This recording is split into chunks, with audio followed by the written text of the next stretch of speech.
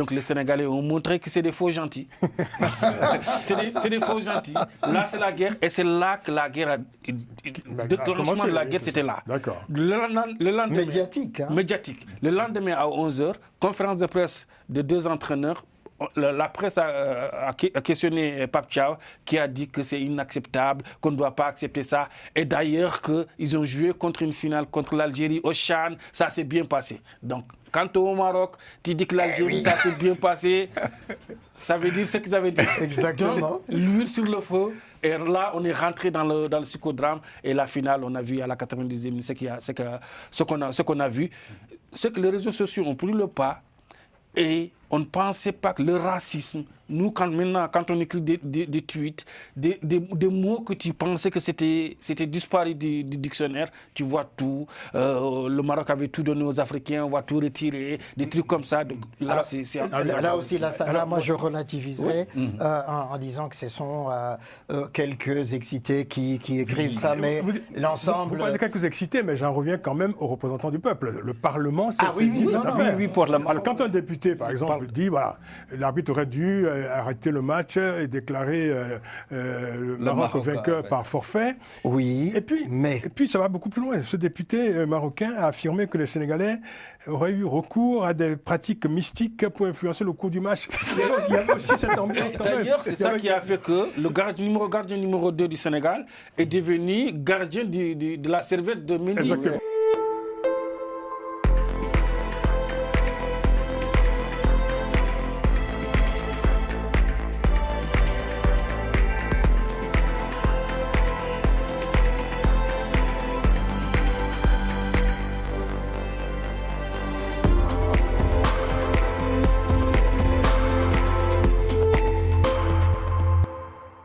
On commence donc tout de suite. Retour sur la Coupe d'Afrique des Nations, les ombres et lumières d'une édition qui, d'après les spécialistes, a produit des moments inédits et aussi beaucoup de surprises. Lassana Camara, en quoi cette CAN a été différente des précédentes? La CAN a été différente parce que l'édition précédente, on était en Côte d'Ivoire, où la Côte d'Ivoire a mis la barre très haute. Une bonne organisation, de l'envie, de l'engouement. Les Marocains, donc, étaient obligés de franchir un palier et ils ont franchi ce palier-là. On a eu le plus beau stade du monde, le stade Moulay Abdallah. Du monde carrément. Du monde carrément. Pour moi, j'ai visité beaucoup de stades. Ces stades-là, le crin est fantastique, extraordinaire. Le Maroc a respecté le football africain avec ses installations, les installations pour les médias. Tous les stades, toutes les villes, le Maroc était au rendez-vous. On a une organisation parfaite. La seule chose qui manquait, c'était l'engouement dans les rues. C'était pas comme Abidjan. Justement, j'allais vous poser la question. Quelle était l'ambiance générale? L'ambiance générale était morose. C'était pas comme Abidjan, qu'on sentait la Coupe d'Afrique dès qu'on sortait du train ou du bus. Mais là, c'était plus professionnel, c'était plus structuré. Il n'y avait pas la mayonnaise. Donc la fièvre dans les stades ne se déversait pas dans les rues. Ça, on avait ce manque-là. Sous le reste, le Maroc était au rendez-vous. Alors, quel était, je dirais, comment avez-vous apprécié l'accueil réservé aux visiteurs étrangers dont vous étiez? Énorme. Le Marocain, de l'aéroport, tu ne perdais même pas le temps pour le visa. Tu étais escorté dans ton hôtel, il y avait le bus, il y avait le train.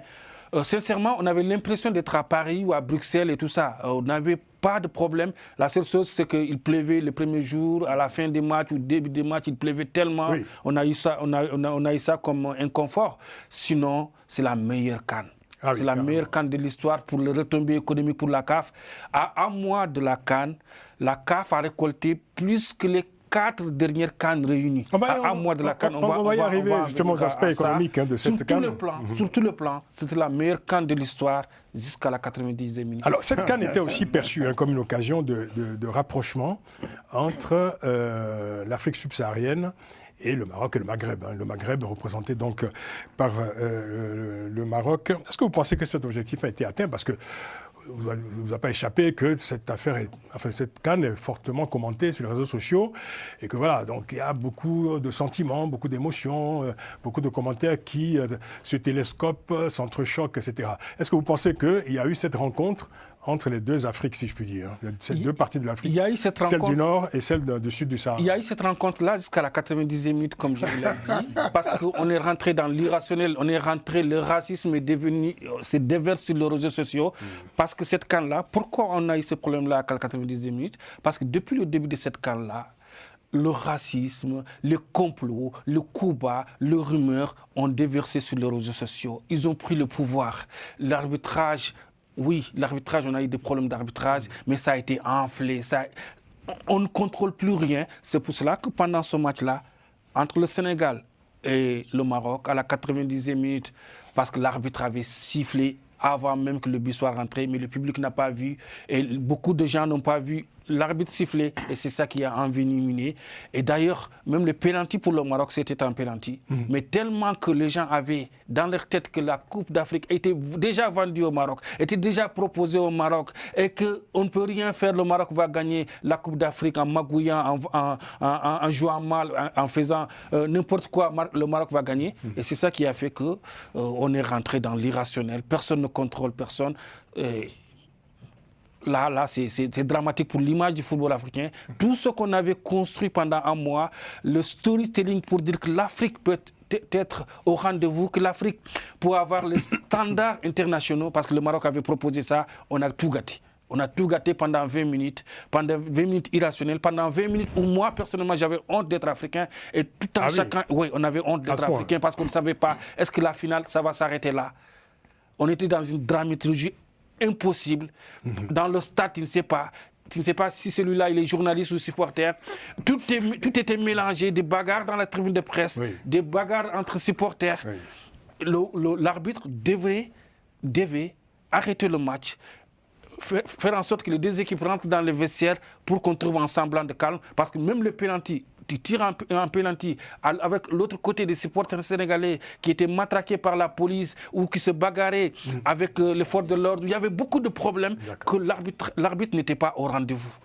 Et ça, c'est un problème pour le football africain. L'arbitre n'était pas au rendez-vous. N'était pas au rendez-vous. Ça, c'est un problème pour le football africain. Tout ce qu'on construisait, parce que si cette Coupe d'Afrique était allée son terme, même si c'est le Sénégal qui gagne, on allait venir ici à Paris, bomber la torse pour dire que l'Afrique est au sommet, que nous Africains, on peut organiser des choses, on peut avoir les meilleurs stades du monde, on peut avoir les meilleurs terrains d'entraînement. Pour la première fois, chaque sélection avait son terrain d'entraînement. Pour la première fois, on avait tout. Tout était réuni pour vendre le produit africain. Et pour la première fois, il y a plus de 200 télévisions qui diffusaient ce match. Même 2 jours avant la finale, la CAF a signé un contrat avec Netflix. On avait tout. Tout était réuni pour vendre notre produit. On a tout cassé. Vous pensez qu'on a vraiment tout cassé? On a tout cassé. Oui.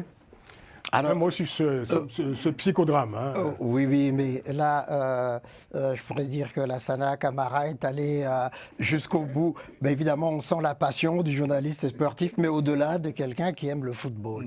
Donc ça, c'est très bien. Du fait de ce pénalty litigieux. Alors, exactement, on va y revenir. Mais par rapport à 2 ou 3 questions que tu as posées, Francis, moi, je dirais une première chose. Le Maroc a réussi, justement, sa CAN. N'oublions pas qu'en 2030, le Maroc organise la Coupe du Monde. Tout à fait. Et ça... Co-organise. Avec le Portugal. Tout à fait, et l'Espagne. Donc, ça, pour les infrastructures, c'est parfait. Et puis le Maroc et le Sénégal sont aussi qualifiés pour la Coupe du Monde qui arrive bientôt en juin. Donc ça, c'est déjà un acquis. Alors, moi, je ne suis pas de ceux qui disent effectivement que c'est quelques 15 minutes d'interruption de la finale. Ces quelques 15 minutes ont détruit l'image du football africain. Je rappelle simplement un fait. En 2009, Thierry Henry, match de qualification à la Coupe du Monde France-Irlande ou Irlande-France, marque un but de la main. Et malgré les protestations des Irlandais qui couraient vers l'arbitre pour lui dire « il a marqué de la main », l'arbitre avait validé ce but-là. Et la France se qualifiait au mondial. On n'a pas dit que ça a détruit le football, etc. Donc, il y a eu aussi le coup de tête de Zidane aussi. De Zidane, exactement, en 2006, voilà, contre Materazzi, malgré la provocation, etc. Donc, moi, je relativiserais vraiment ce fait-là. D'ailleurs, on peut encore aller plus loin. En 1982 ou 82, je crois que l'émir du Koweït était rentré sur le terrain, France contre le Koweït. Et pour dire à ses joueurs de sortir, avait fait annuler le but même de la France. Mais la France avait gagné 3-1. Donc, pour moi, ça, c'est relatif. Quant à la présence du Maghreb, etc., oui, le Maghreb a été représenté puisque les 4 pays, les 4 nations du football du Maghreb étaient qualifiées. L'Égypte, le Maroc, la Tunisie, l'Algérie. Les Algériens, quand ils ont été éliminés, on a entendu dire... Ne nous refaites pas toute l'histoire. Non, mais c'est pour dire effectivement qu'il y a eu à la fois... Toute l'Afrique était représentée dans cette Coupe d'Afrique des Nations. C'est le but un peu de la CAN. Exactement, voilà, qui se sont qualifiés dans les règles. Alors, quant à la finale, pour moi, le psychodrame est arrivé effectivement, Lassana Camara l'a rappelé, parce que, les joueurs n'avaient pas vu l'arbitre siffler la faute de Seck sur Hakimi. Alors, peu importe qui est faute ou pas, mais la loi 5 du football, des lois du football, dit l'arbitre est souverain sur le terrain. Dès qu'il a sifflé, personne ne peut contester. Mais il y a eu quand même pendant toute cette CAN, enfin, autant que je me souvienne, parce que moi je ne suis pas évidemment un observateur attentif, comment dire, assidu. Le Bénin sera qualifié prochainement. Mais il y avait beaucoup de rumeurs sur, justement, rumeurs de favoritisme, du fait que voilà, le Maroc bénéficiait, je dirais, de quelques faveurs pour pousser l'équipe marocaine jusqu'à la finale en tant que pays organisateur. Qu'est-ce que ça vaut, ces rumeurs? Ça ne vaut strictement rien, vous voyez. Même pas un paix d'une vieille dame au village, vous voyez. Donc, votre image est un peu surprenante. N'est-ce pas? Et donc, les réseaux sociaux ont monté en épingle cette histoire, mais ça se passe pour toutes les cannes, au fond.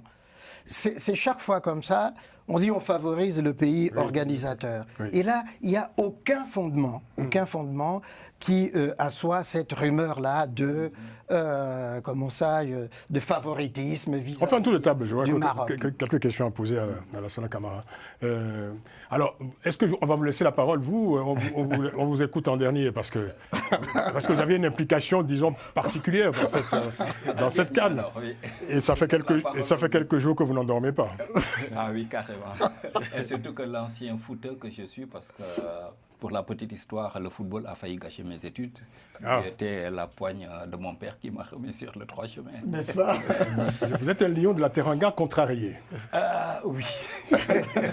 Mais qui me retrouve dans les actuels lions de la Teranga. En fait, vous savez, la CAN, c'est une passion.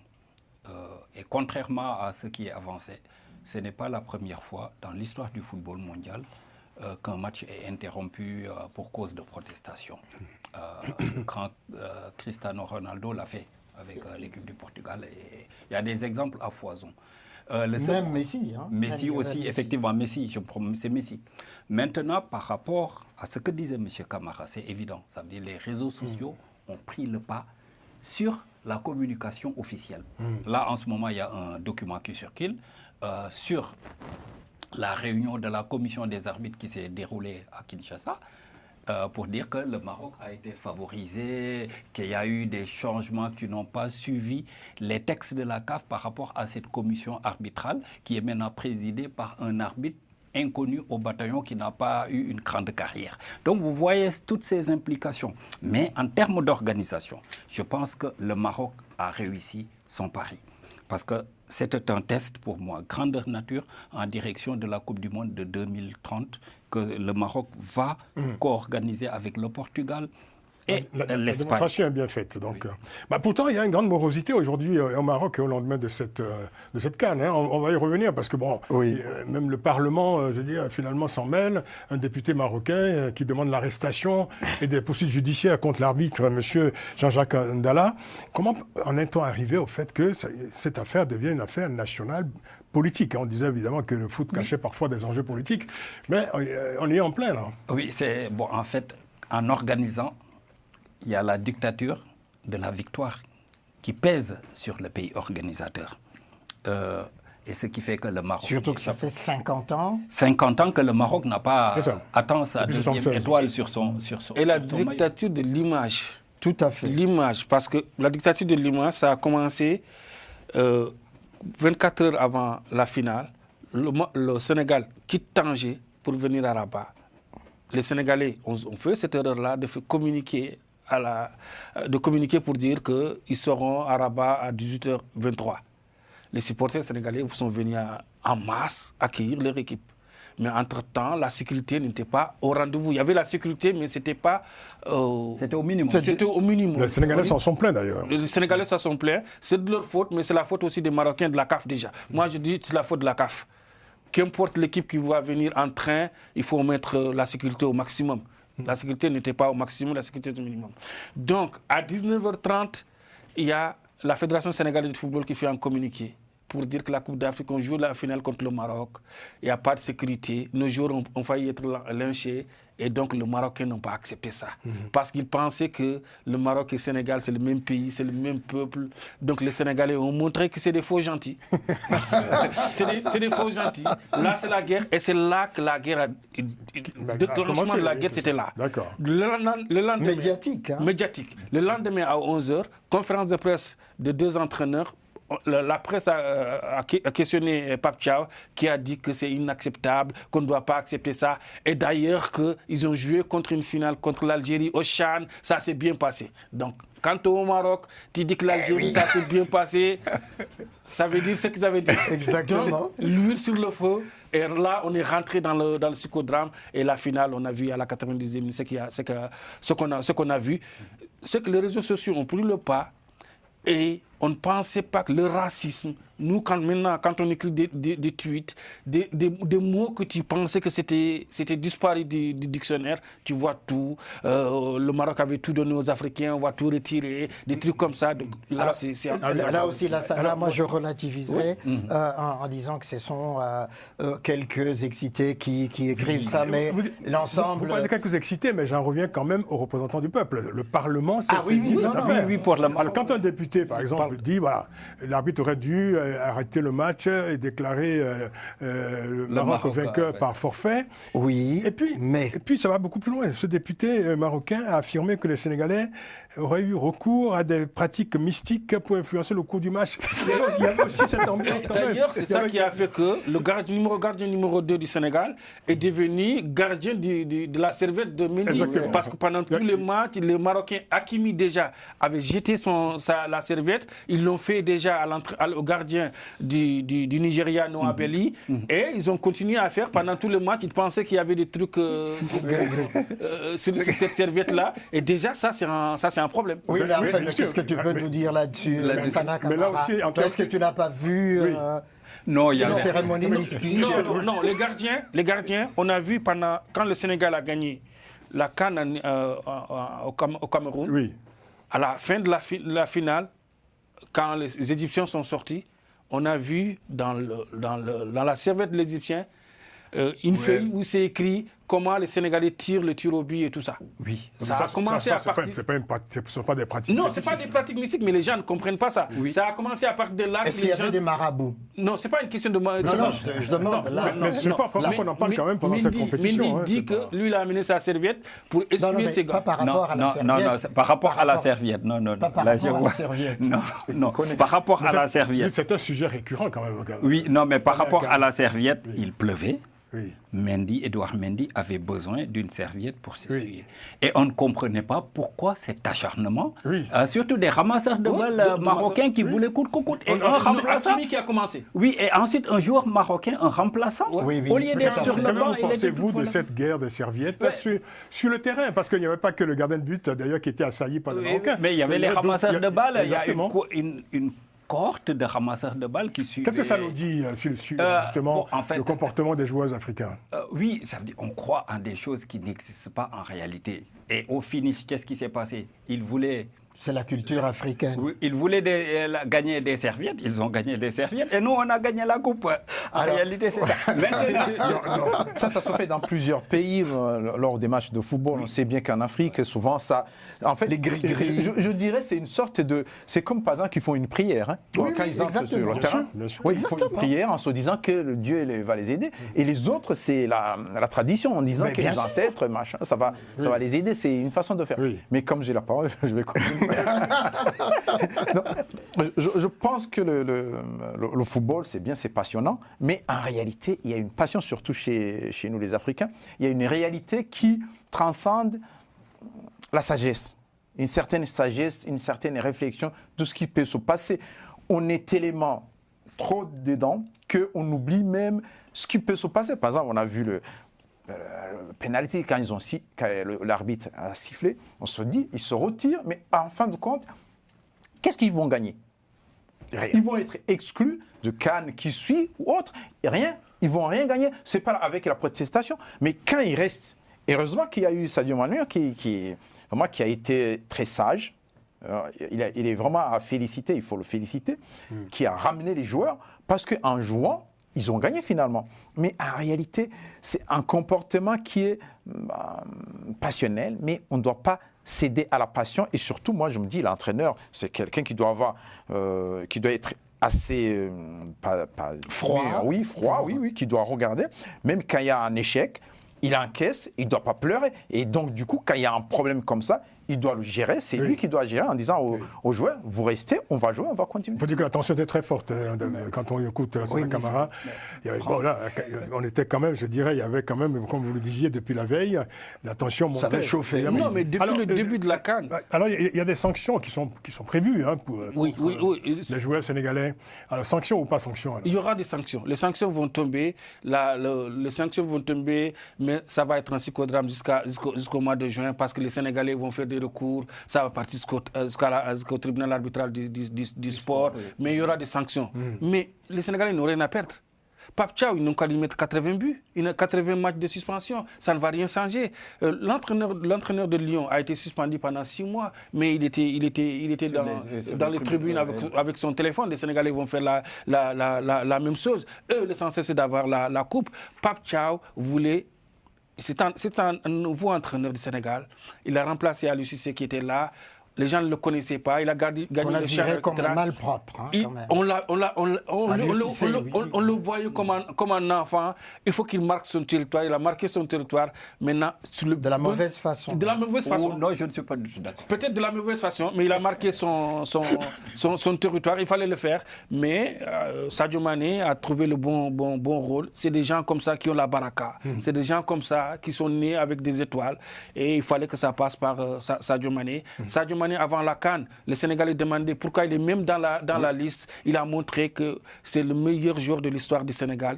Cette CAN-là, il a porté le Sénégal, lui, Gana Gueye et Koulibaly qui a été blessé. Les trois. Et même quand tu vois le but, c'est Sadio Mané qui talonne Gana Gueye qui donne à Gueye. Gueye qui était un des meilleurs Sénégalais de la compétition. Ils ont marqué ce but-là, un but extraordinaire, un but fantastique qui donne le titre au Sénégal. Le Sénégal le mérite amplement. Mais pour le football africain, de cette 90e minute, ça fait parler toujours. On aura peut-être Sonko qui va partir au Maroc le 26. Le 26. Il y a 18 Sénégalais qui sont en prison. Maintenant, à Dakar, à Rabat, plus un supporter algérien. Espérons qu'on va trouver une solution par rapport à ça. Alors, on va écouter, c'est la passion, c'est le football. La voix du Sénégal.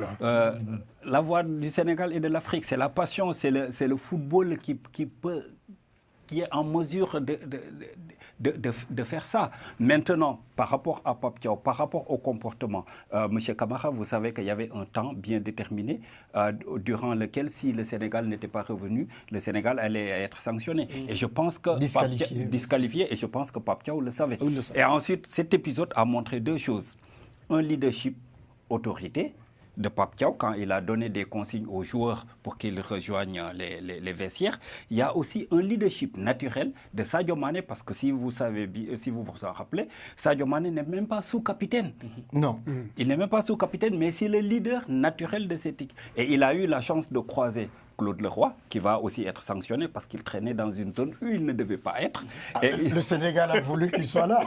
Et El Hadji Diouf, et au même moment, on a les échos comme quoi que le vice-président de la Fédération sénégalaise de football, l'ancien portier international Cheikh Seck, était dans les vestiaires pour demander à Pape Thiaw de demander aux joueurs de revenir. Donc ça, c'est l'aspect émotionnel, c'est l'aspect émotif qui fait partie d'ailleurs du football. Et c'est surtout de l'Afrique, parce que il y a eu un coup de foule de... Je ne sais pas qui a parlé à Ousmane Sonko, mais Ousmane Sonko parlait à... Non, ça c'est pas vrai. C'est des trucs qu'on raconte. Maintenant, oui, c'est des rumeurs. Maintenant, par rapport au bilan, c'est là où il faudra se pesantir. C'est ce que je disais tout à l'heure. Le bilan a été globalement positif pour le Maroc en termes d'organisation et surtout de co-organisation. Parlons du bilan économique un instant. Oui.